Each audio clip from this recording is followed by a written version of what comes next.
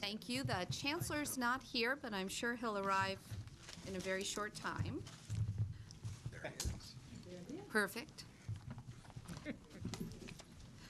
I have been asked by the audio-visual people, when we speak, if you can pull the microphone closer to you and talk loudly, because we're not just talking in this room, we're talking all over the state. Okay?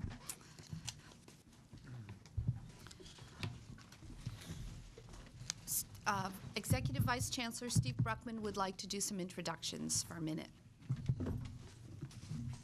I'd like to introduce a couple of, or a few new members of our staff.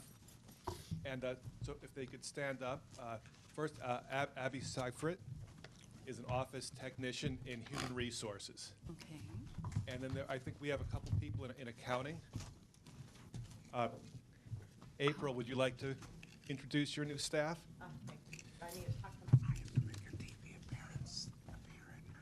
Hi, I have Julie Dahlke. Today's her first day. She works the front counter at accounting. She's going to be doing miscellaneous stuff for the accounting office. And then we have Lynn Nguyen.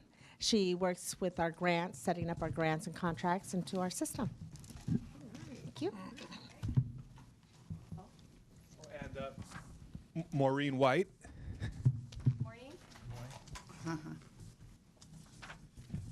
Members of the Board of Governors, it's a pleasure to introduce Maureen White, who's a recent addition to our Career Technical Education Unit. Dr. White comes to us from Sacramento City College, where she was an adjunct professor there in communications. She has a solid background in student services, and she currently serves as president of the California Career Development Association. She has a very long and distinguished career in the private sector, working primarily with Big Brothers and Big Sisters, and consulting and grant writing for a variety of nonprofit organizations. We're very fortunate to have Dr. White on our staff. Great. Thank you. Welcome. Have I missed anyone? No. Okay. Okay. Thank you. Well, thank you, and we thank all the new employees and the regular employees here. We know you do a lot of hard work, so thank you very much. I'm going to do one thing out of order.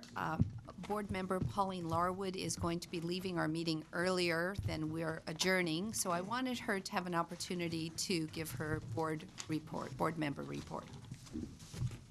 Thank you, Madam Chairman.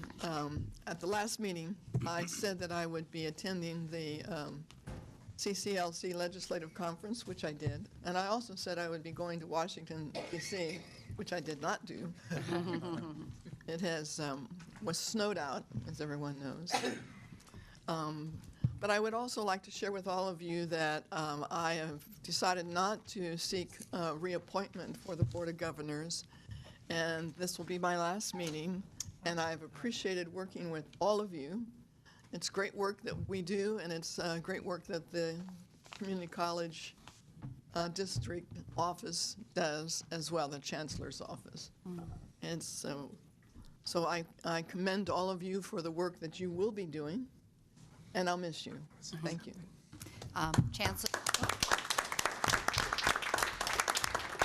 Chancellor Scott. Well, I was informed by Pauline that she would not be reappointed, not that the governor would have certainly reappointed her and she would have been approved, but she chose not to, and I expressed to her how much we appreciated her great service.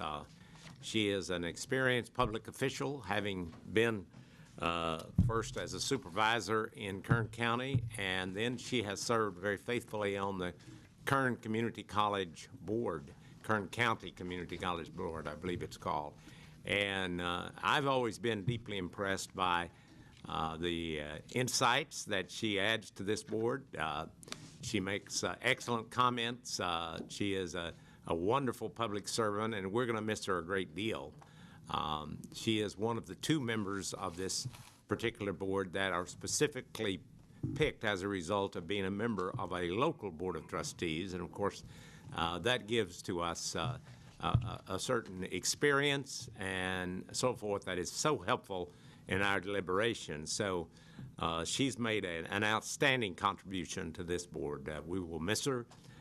We always wish her well, and she will be very difficult to replace. But we'll do our best, and we just want to thank her for her great service. I heard many good things about Pauline prior to joining this organization. I became the chancellor here on January 1st, 2009, and so I really wish you well, Pauline. You've been a great, great addition to the board, and we'll miss you very much. Thank you very much. And just general information, it's the Kern Community College District. We do not have all of Kern County within our area. There's West Kern, but we also have Inyo-Mono County within the district, as well as a tad bit of San Bernardino County. So it's a very large, geographically a very large district, multi-campus district. And I also feel that you're still a part of the family, so you won't be going too far away. So, thank you very much. I'd love to keep in contact. Yes, yes, please do. I believe that's all my announcements. So we're going to move on to item 6.1, the 2009 Hayward Awards for Excellence in Education, and I'm going to ask the academic president, Jane Patton, to come up and help us with the awards.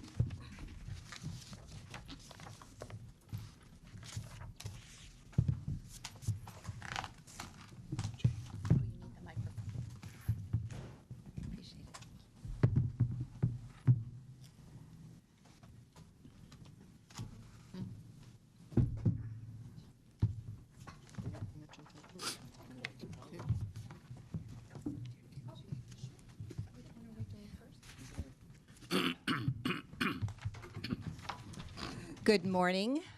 This is a very happy occasion this morning, and amid all the challenges that we have across the state and in our colleges, it's just wonderful to have an occasion like this to celebrate. I'm here to present the Hayward Award for faculty members who have shown exceptional commitment to their students, to their colleges, and to the profession. And I had the opportunity with Michelle Pilati to go to dinner with these award winners last night, and we discovered that among the four of them, they have 120 years teaching experience. So talk about commitment. And the other wonderful thing is, after 120 years, they still love what they do. I'm going to ask Adrian Peak to come forward, please. We have four winners from the four regions of the state that the Academic Senate designates. And Paul Lanning is here from the foundation to present all the recipients with a nice envelope. And of course, we have the chancellor and the president of the board to present plaques to the winners. So will you come join me over here, Adrian? Adrian Peak comes from Modesto JC. We don't have many JCs in the system, but that is one of them. And she teaches English. I'd like to tell you a little bit about her. As you've seen in your agenda, Adrian Peak is a rare teacher who understands what students really need in order to learn, and she provides precisely what will make the difference in the classroom. Her regular use of proven teaching strategies, including the on-course methods as well as collaborative and active learning, are what make her the kind of teacher about whom students say, "She changed my life." In a book called What the Best College Teachers Do, Ken Bain said that the best teachers conceive of teaching as fostering learning. They believe that if they understand the students and the nature and processes of learning better, they can create more successful environments for learning. These words describe Professor Peak's philosophy of teaching. So will you join me in congratulating Adrian Peak for the Excellence Award?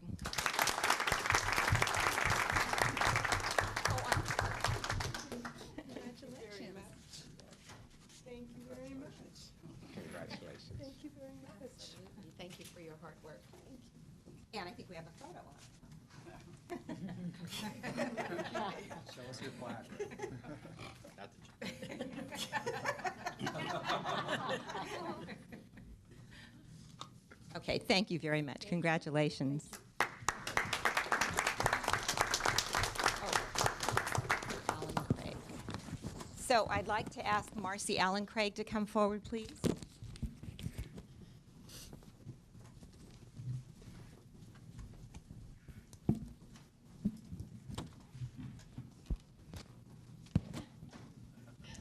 What makes Marcy Allen Craig an appropriate choice for the Hayward Award is that not only is she an outstanding teacher herself, but she has helped literally hundreds of other community college faculty members improve their teaching through extensive writing, presentations, and coaching to help faculty learn about and develop student learning outcomes, SLOs, for their courses. Marcy has been a state leader in helping faculty to develop SLOs.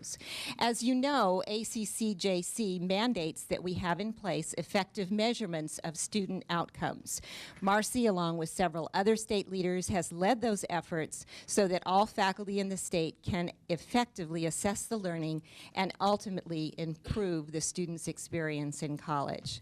Both her service to her own college and her tremendous efforts with the Academic Senate and the Research and Planning Group in a very long list of institutes, conferences, workshops, and resources, Marcy Allen Craig has demonstrated why she deserves the Hayward Award. Will you join me in congratulating Marcy?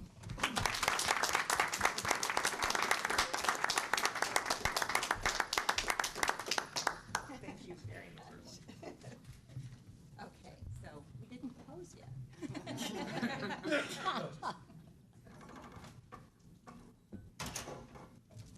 Thank you. Congratulations. Congratulations. Oh, thank you. Congratulations, Marcy.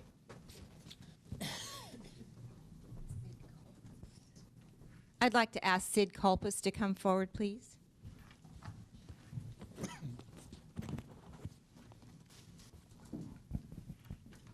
Sid comes from the mathematics department at Glendale, and he is one of the people who really helped to move that total of years to 120. He's had 40 years as a teacher. Hard to believe, right? Sid Culpus' colleagues consider him to be one of the most outstanding faculty in the history of Glendale College. If the essence of effective teaching is the relationship and the rapport between the teacher and students, Professor Culpus demonstrates his ability to be the best. When his college selected him as Teacher of the Year, here were a few of the comments that his colleagues made. He makes himself available to students even into the late hours via the internet, which of course you and I know is when they begin studying at night, right? He takes the time not only to establish a rapport with his students, but to learn about them as people. Professor Culpus volunteered to be the coordinator of the Alliance for Minority Participation, which was an NSF grant-funded program in collaboration with the California State University to bring minority students into the science and technology professions. He then helped to develop a summer bridge program for students and a mentoring program to help local underrepresented students prepare and succeed in college. For his contributions both inside and outside the classroom, we recognize Sid Culpus as a Hayward Award winner. Thank you, Sid. Okay.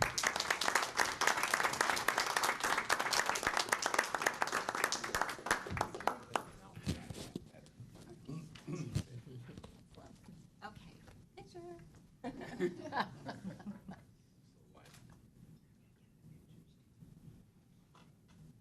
Thank you. Congratulations. And I'd like Pat Seltzer to come forward, please.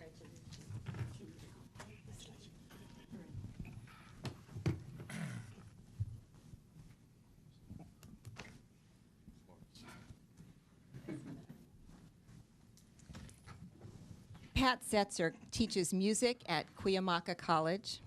He has been a leader at his college, and through his leadership, the college benefits from new programs and a new performing arts center. As a result of his participation in the college's master planning, Cuyamaca College is ready to educate the next generation of students. Professor Setzer was awarded the college's award for teaching excellence, and according to his philosophy, When I recall the educators who were my mentors, I don't think of the facts in their lectures. I remember the words of encouragement they gave me at difficult moments, insightful criticisms they made of my work, extra hours they devoted to helping me and other students, or offhand remarks that stayed with me because they revealed something about their integrity or dedication. For his dedication to his students and to the college, we are happy to recognize Patrick Setzer with the Hayward Award. Thank you, Pat.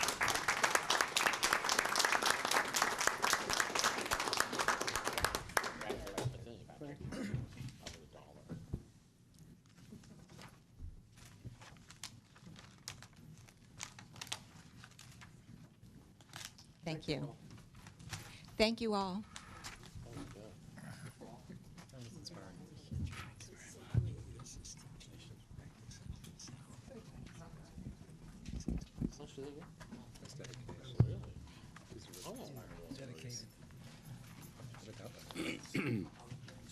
On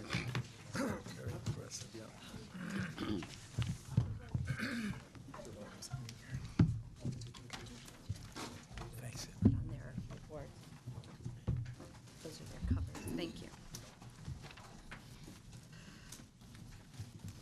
Well, that's what we're all about, good teaching and taking care of students. So thank you very much for coordinating that, Jane Patton. Our next item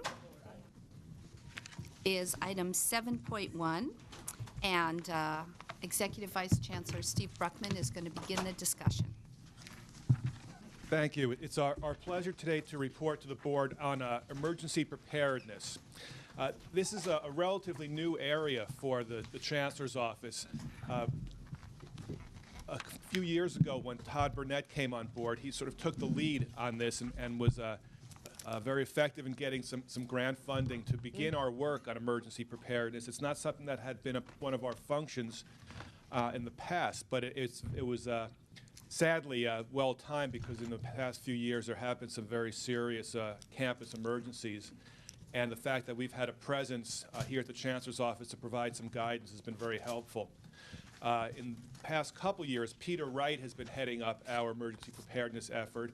He has continued to aggressively seek grant funding, and his work has been entirely grant funded. We have not had to rely on the general fund for this work at all, which is a great benefit to the system as a whole and to the Chancellor's office. So with that introduction, I'd like to introduce Peter Wright, and he will give you an update on what we're doing in the area of emergency preparedness. Thank you. Thank you, Steve. Members of the board and Chancellor Scott and Vice Chancellors, I'm very grateful for the invitation here today to report on the California College's emergency preparedness. It's the nature of the field of emergency preparedness, I think, is that a job well done is never done, because it requires constant reflection and learning from past disasters in order to anticipate future disasters. But with that being said, I'm extraordinarily proud of our efforts thus far, and I'm excited about our future goals. About a little over a year ago, Chancellor Woodruff and the Consultation Council invited me to give an update on Senate Bill 166, the bill that gives the Chancellor's office the charge of setting some standards and guidelines and showing some leadership on emergency preparedness. And when she introduced me to the Consultation Council, she asked that anyone in the room who's experienced an emergency at their campus to raise their hand, and every single hand in the room did go up. And so I put out an informal survey yesterday to our colleges and districts to be able to give you a general status of individual colleges' level of preparedness. And in just a day, 56 colleges or districts responded to my inquiry. And out of those 56 colleges, 52 have a formal plan in place to be able to respond to an emergency, and 22 had activated their emergency operations center just this year. For those colleges that don't have a plan in place, we're currently dotting the I's and crossing the T's on a model plan to give them a low cost and fairly easy way to put that formal plan in place. We have a state task force of experts who are really enthusiastic about preparing their own colleges, but also about sharing their knowledge and sharing their resources with colleges around them and colleges throughout the state. Some state task force members have been successful in facilitating local task forces, which has been helpful in facilitating communication from the colleges up to Sacramento. And on the task force's advice, we've held a wide variety of training, exercises, workshops, and courses across the state. To name a few, we've delivered 4 emergency operations plan workshops, 4 emergency operations center workshops, 2 train the trainer community emergency response team courses, 7 sessions on emergency management for senior administrators and trustees.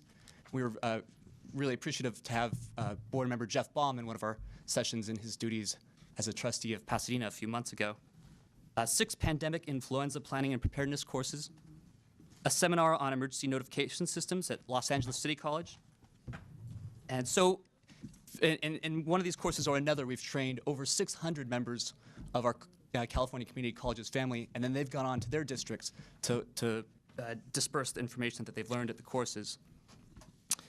I'm very pleased to tell you, I think that the California Community Colleges have responded admirably to the H1N1 pandemic influenza outbreak.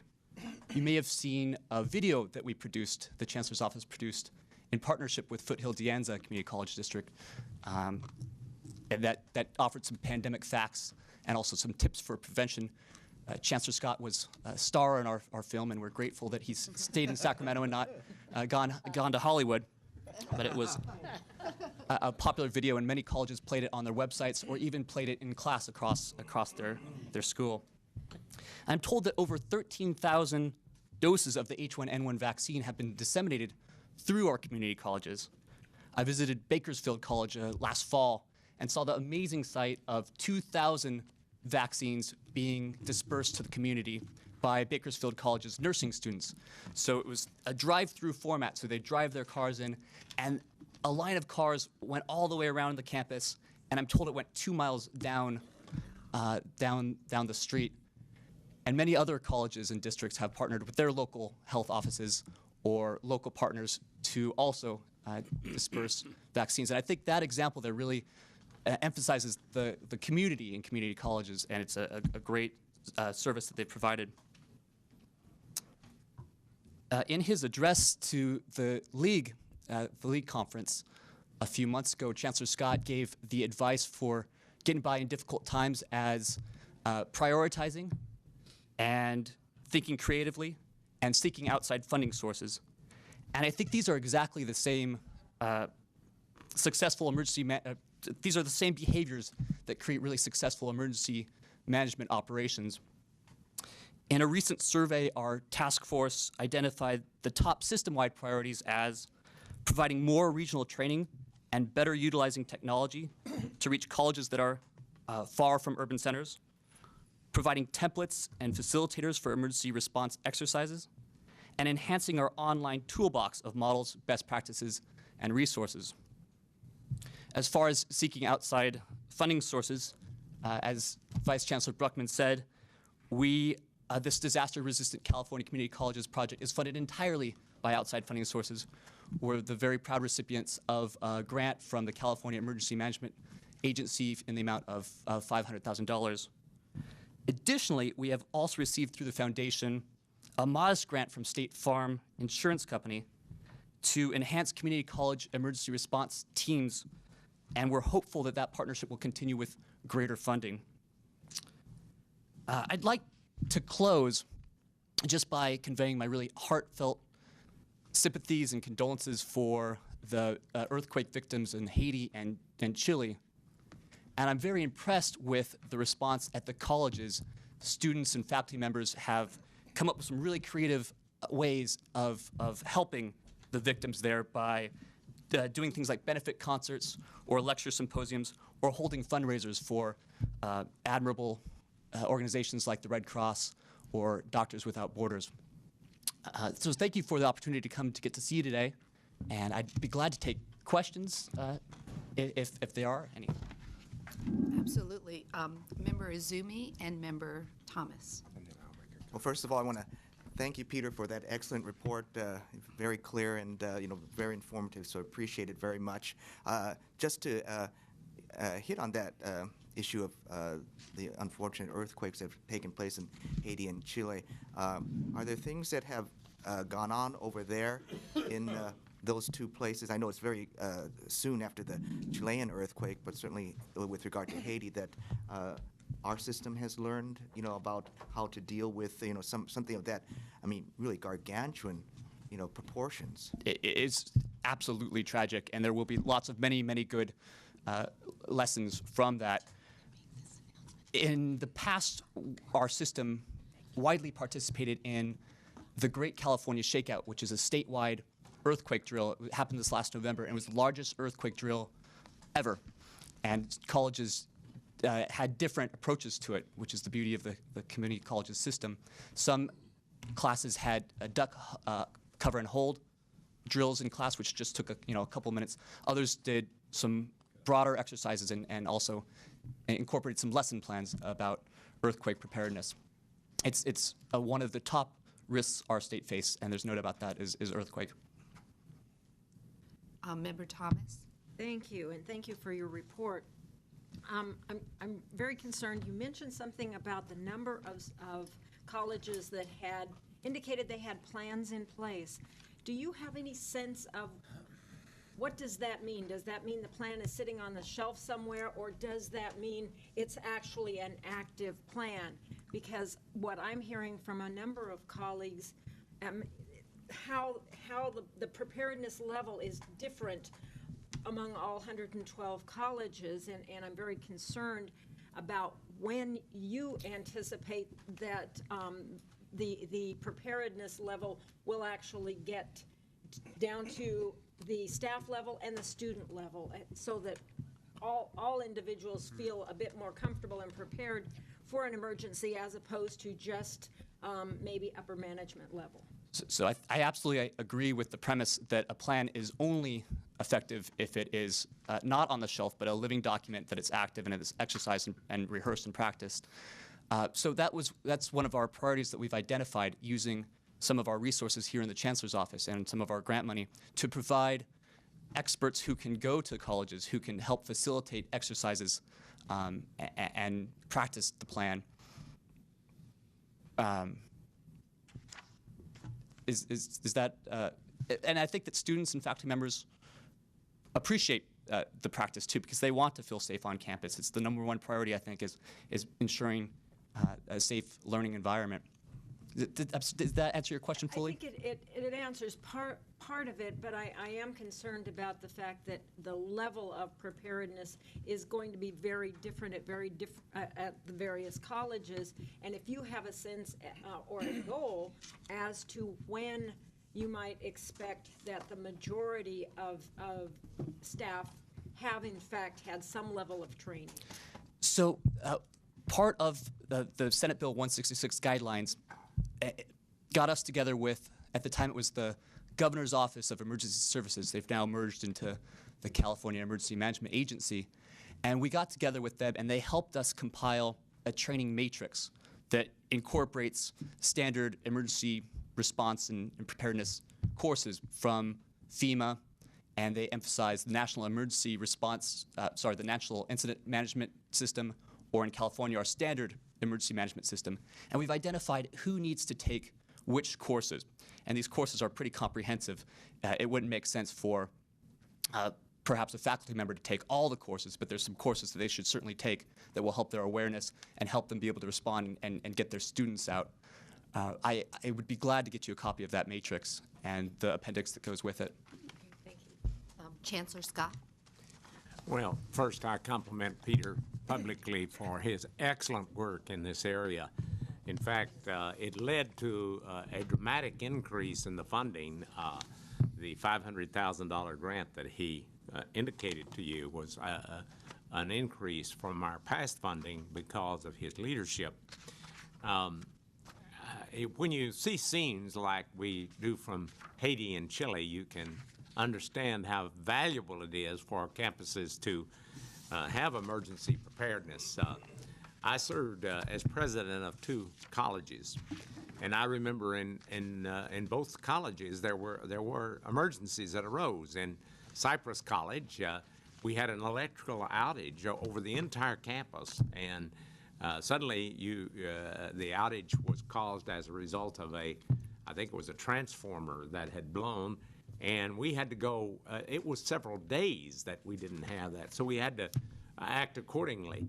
And then when I became president of Pasadena City College, about a month after I'd been there in October of 1987, I was at a breakfast on campus, and suddenly the rumbling began. And after I got out from under the table, then we had to begin to take action because it was the Whittier Narrows earthquake. There was extensive damage in our library where many of the bookcases had fallen. There were other danger spots on campus. We had to call off classes that day till we were able to assess the damage. And fortunately, we had taken some preparedness in terms of chemistry bottles of explosive materials had been well bolted, and they didn't either explode or catch on fire. But you always have to take those kinds of steps, and certainly when you're a CEO, you know that the responsibility falls on you to be prepared. So we can't prepare too much, whether it's the swine flu epidemic that we prepared ourselves for, and I know I talked to Peter quite a bit about that and the ways in which that fortunately didn't develop as quite the pandemic that we thought it could be. And part of the reason is that the vaccines did get out and people took the vaccinations. And so you never know whether it's a flood or an earthquake or a fire or a riot or perhaps someone who comes on campus with a gun, or there are all kinds of possibilities. You can imagine the terrible incident, for instance, at Virginia Tech a few years ago when one of their students began to shoot and kill quite a number of people on campus. So this is a very important thing to do. And the time to plan is not after it happens.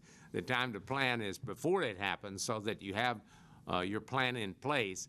And of course, obviously, we don't have direct oversight of each campus, but we can, through this process, encourage campuses and give them some formulas and plans that they can implement and be ready for emergencies. A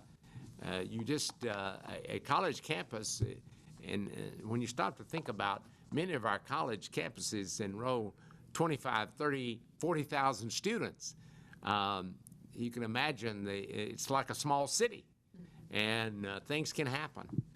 There can be violence on the campus. There can be natural disasters. There are things that you just can't possibly anticipate. But when you have these plans in place, then you know immediately how to respond. And so I just have been impressed with Peter's leadership and the kind of work that he's done. And it's not only been applauded by us, but it's also been applauded by the fact that the amount of the grant has been increased dramatically because of the fact that we're doing this kind of work. Just to add to that, to give our newer board members a sense, when there's wildfires, in Southern California, people needed a place to put their large animals, so Pierce College would take them. Or just our colleges are large places. They can accommodate people sleeping if they need to be sheltered, or places for them to gather. So it's really become very important, so we're appreciating your work. Vice President Himmelstein? Yes. Thank you also, Peter, for the information. It's very good to know. Two questions and then maybe a funding suggestion. One, what is the method of delivery of these seminars and training? And two, do we do that from the system office, or do we subcontract that out to experts in that area? How does that happen? So we have been holding regional training workshops or courses.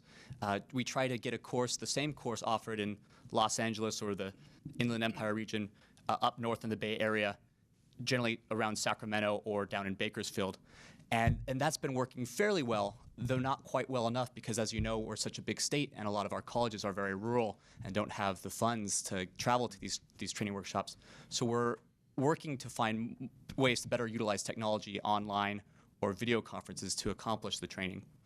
And the training has been provided in a combination of ways, creating partnerships really that have been national. The Community Emergency Response Team Train the Trainer course that I mentioned earlier was brought here by Michigan State University, and they receive some federal Homeland Security money, so they came to do that for us. Louisiana State also came to deliver a course on general emergency preparedness for colleges. And then our task contracted out in general.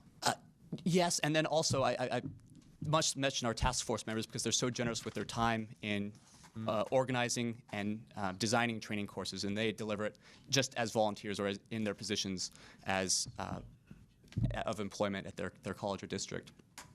Okay, so the majority of the $500,000 that we receive goes to, great. Yes. Just last quick comment. I remember when serving in the governor's cabinet, there was a very small, governor's office has a small Department of Homeland Security. And I know they had, of all the different departments and various funding, they had a lot. So I don't know if I don't know if that's been combined into emergency management. Oh, maybe it has, so, okay. Good. No, that's a wonderful suggestion. Thanks. I'm actually an alumni of the office, and There you go. you're right. It was a wonderful office. Yeah, okay. Any other comments? Member Baca? Just following up on Member Asumi's comments about Chile and Haiti. One of the things I guess that we have learned is that if your structures are better regulated, stronger, that you'll minimize the losses to human life. And I was just wondering if you could comment maybe on our building structures. I know the Whittier Narrows earthquake, one of the things that was learned at Rio Hondo was that the sides of the library building were pretty fragile. And fortunately, nobody was hit with a big, 40, 50-pound chunk of siding to that building. And they did fall, but if you could just comment on our preparedness and that. Of course, in this country, we have a lot of requirements and restrictions in terms of building construction. But I agree with you of the importance of high building standards. Perhaps Chancellor Scott will know better than I what is required of our colleges. I know it's a high standard. I don't know the details. It's the Field Act, which, of course, was enacted shortly after, I believe it was the Long Beach earthquake in 1933. They enacted the Field Act, and we have very strict standards in terms of our buildings, so that, the few times that I've known of us to experience earthquakes, we have not had serious damage. One of the things that I've heard repeatedly after the Haiti and Chile earthquake was that even though the Chile earthquake was of much greater intensity than the Haiti earthquake, the fact that Chile had much better building standards made the difference in terms of the less than 1,000 so far have been dead in Chile and over 200,000 in Haiti. And even though I believe I heard the number that the energy released under the Chilean earthquake was 500 times that of the Haiti earthquake. So the building standards of the California community colleges are quite strict. And I was at a president of a campus that after the Long Beach earthquake, quite a few buildings were destroyed at Pasadena City College, and they had what they called Tent City, in which they actually held their classes in tents. But, of course, subsequently, all the buildings that were built there were built under the strictest of standards. And, you never know if an epicenter were underneath a campus. Maybe the very best standards wouldn't work, but we can have a lot of confidence that our buildings are built in ways that can withstand earthquakes rather remarkably. Any other questions or comments? No? Thank you very much for your report. Do you want me to announce that you're going to step out? Or no? Yeah, when I do, you can tell them that I have to. Okay. TV reporters here. Before we start our board reports, Chancellor Scott just wanted everybody to know he's going to be doing a TV interview, so he'll be stepping out in a few minutes for a few minutes. Well, let's start with our board reports, our board member reports. Bobby McDonald, please start, and we'll go around the table. My report's being passed out right now. So Okay. You can, you want me to go ahead and start? sure, you can talk. Okay. It won't Well, take I can more than still a do minute that. to. I'll just get your report. All right, we'll start here. As you get to your community college connections with Bobby McDonald, while we were gone, I had an opportunity to be in the TED Festival a couple weekends ago, and you'll see when you get it a copy of myself with Congressman Ed Royce and Congresswoman Loretta Sanchez and Senator Lou Correa, and of course there's Undersecretary Rocky Chavez and myself walking in the parade. If I look a little, and Senator Gloria Romero. If I look a little strange with a military uniform on, I happen to represent during Black History Month Henry Ocean Flipper, who was the first black graduate of the Military Academy in 1877. And so when I am out speaking in Black history and doing different programs, I kind of represent him during Black History Month.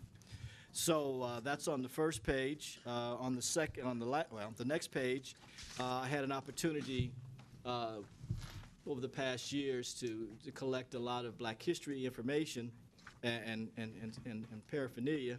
So I was asked by a close friend at the Department of Justice in Washington, D.C.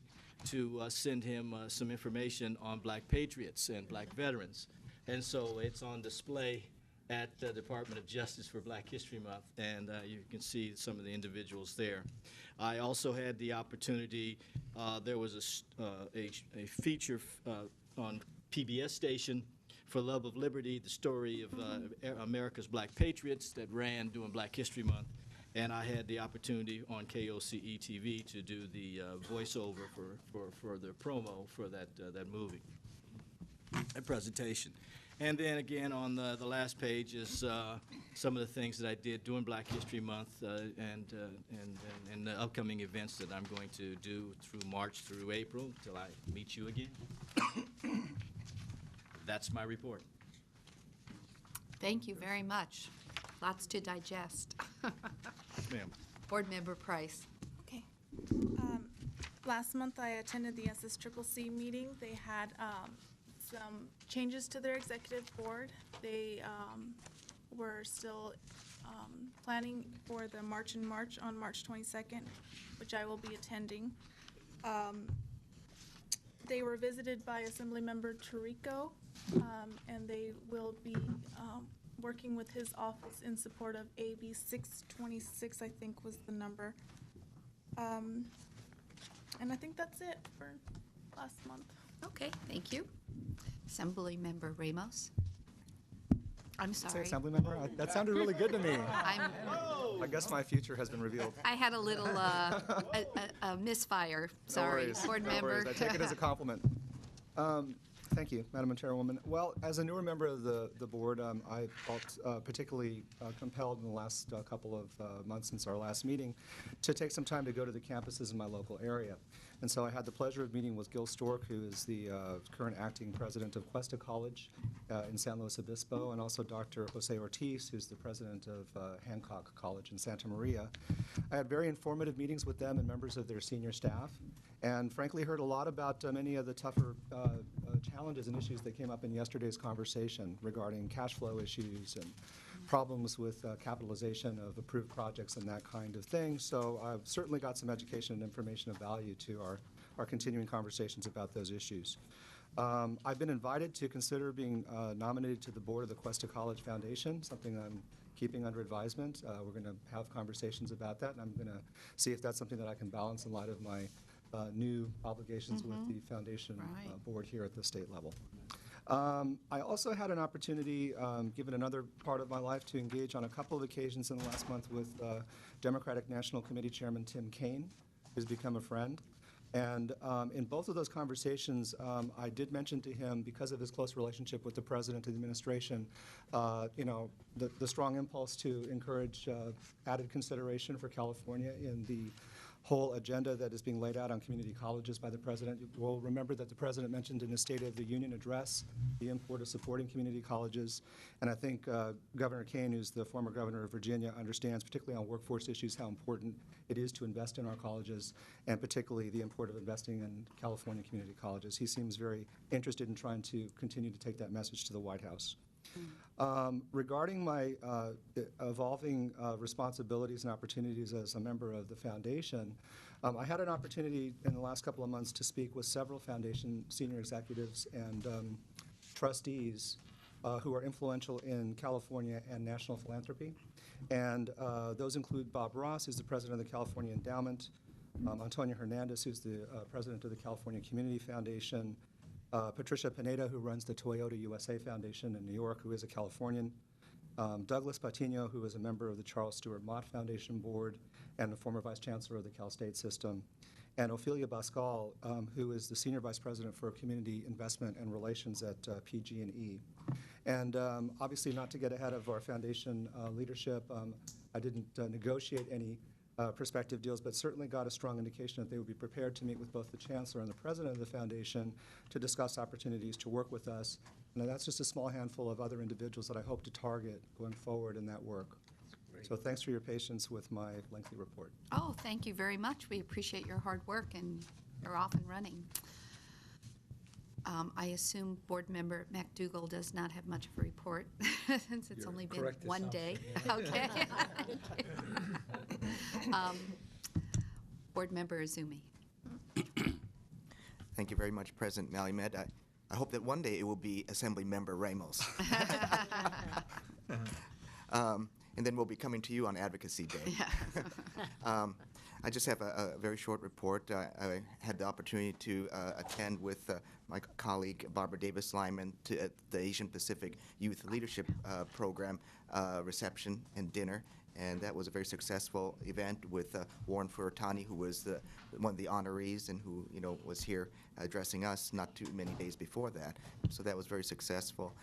The only other thing that I'd like to report, for those of you who were here for the last meeting, I'd mentioned that I appear in a film documentary called Waiting for Superman, which premiered at the Sundance Film Festival in the end of January. Well, that film won Best Documentary at the film festival, and the rights to it have been purchased by Paramount Pictures and will be distributed nationally and internationally come in the fall. So that's it. Autographs. Yeah, better get his autograph now. Big demand, huh? What role did you play?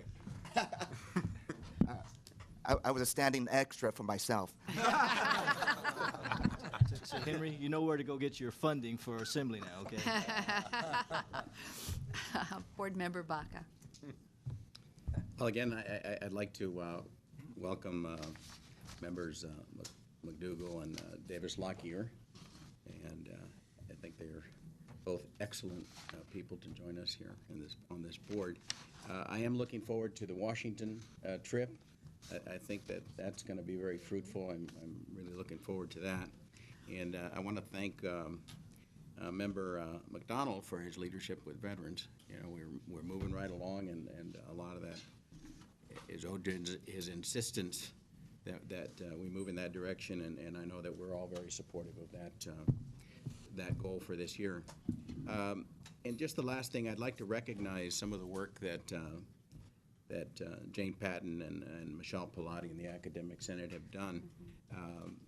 Just a matter of recognition in terms of career pathways and schools to college articulation, SB 70.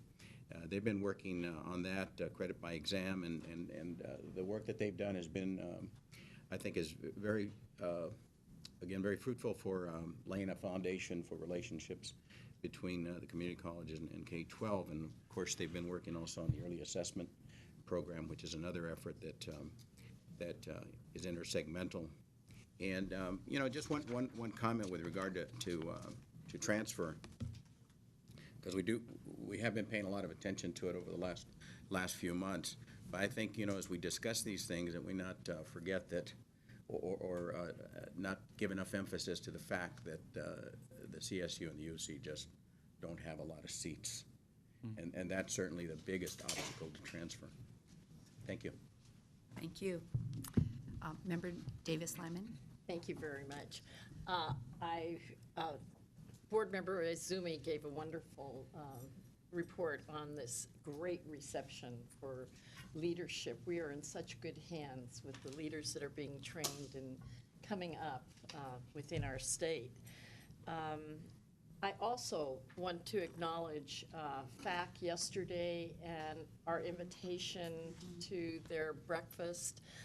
What a tremendous turnout there was, full of fire and energy, and I'm sure they've kind of greased the path for today when we get over to the Capitol. So thank you very much to FAC for that wonderful reception and breakfast yesterday morning. Thank you. Member Thomas? Thank you. As I reported at our last meeting, I'm honored to have been selected to serve on the League's Commission on the Future. We had our first meeting last Friday and Saturday. The sort of title of the group or activity is a 2020 Vision for Student Success. Our chancellor was there and was a dinner speaker on Friday night.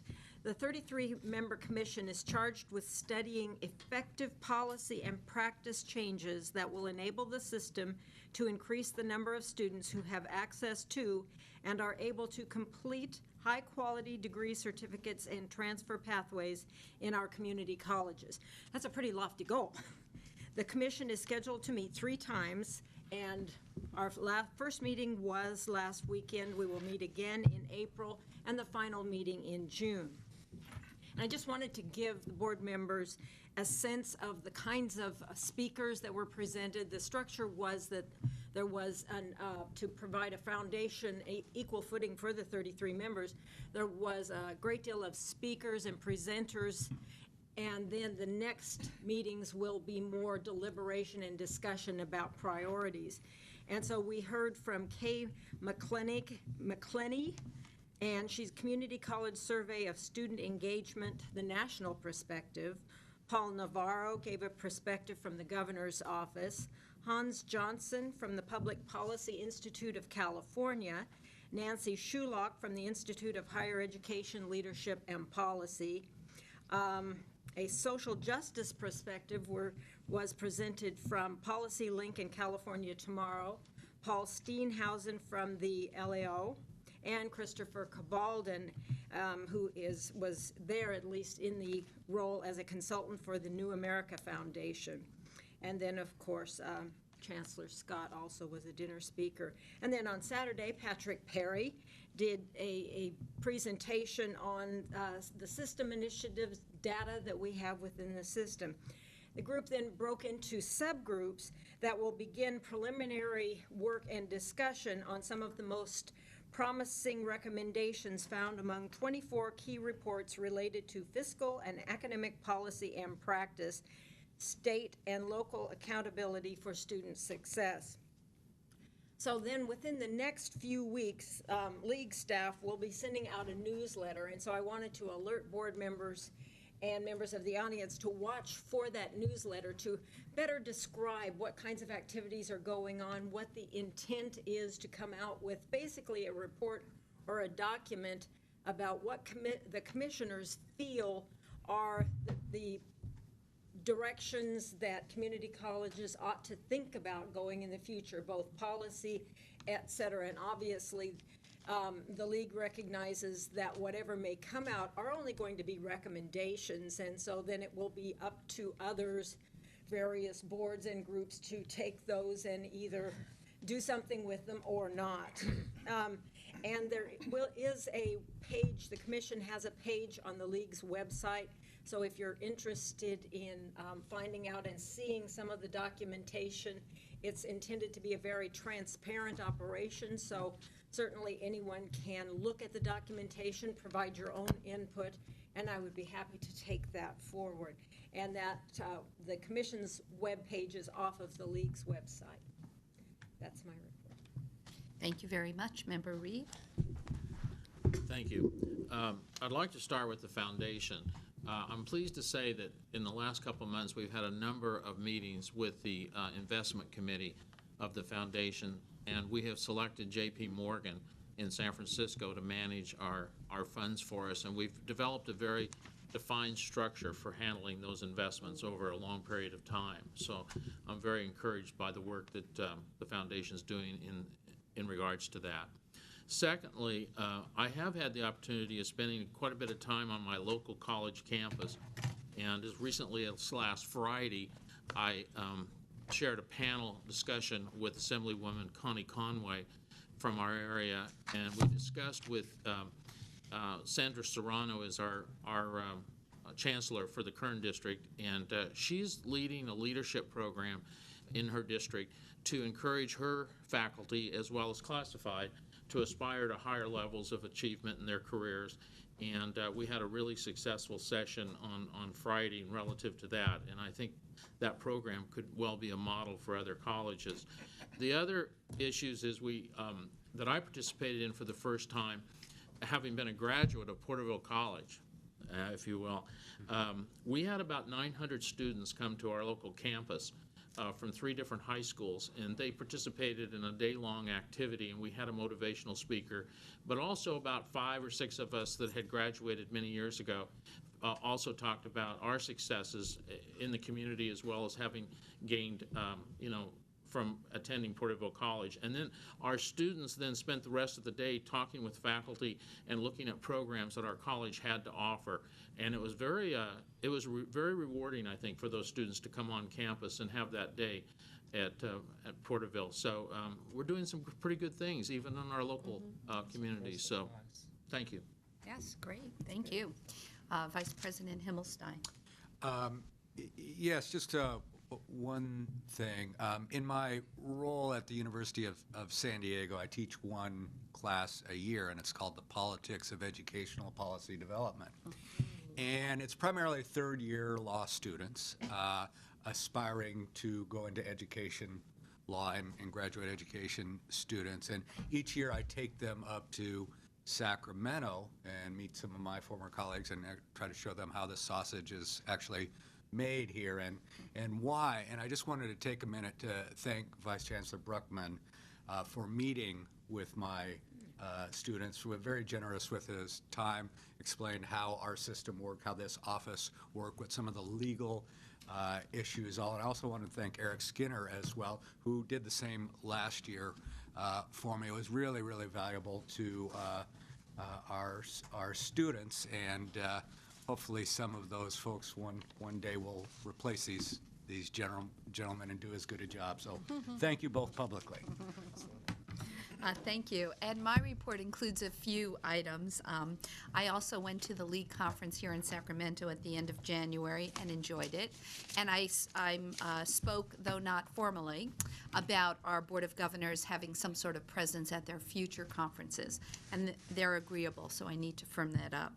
I also attended the Consultation Council meeting in the past few weeks here in this building. I'd done it a few years back, and it was good for me to see how people work together, and they talked about some lively topics, so keep that in the back of your mind if you're in town or in San Francisco for the next one. I've handed out the committee assignments, and they're not perfect. I've already gotten some feedback, but I did try and have everybody be assigned to one committee just to keep everybody's energy going somewhere, so give me feedback about that. The old legislative committee met, and we talked about the 2010 legislative awards, and I wanted to present them here so people can think about it, and at our next board meeting we'll get to vote on this. At our legislative reception next time we meet, we're going to give out 2 awards. The first one is a Lifetime Achievement Award, and we talked about Assembly Member Ira Ruskin as getting that. He's in his last term, and he's the chair of the master plan committee that's going on now. And for the legislator of the year, we picked Assembly Member Warren Furtani for all the great reasons, including he started the Community College Caucus. I'm also still a part of the action planning group for the assessment and placement. And I did want to let you know, even though we have not had a meeting, there is a little bit to update to let our new members know we're working on a centralized common assessment model that can serve the entire community college community on a computer. It's received 2 grants to complete a feasibility study and a pilot to prove the concept.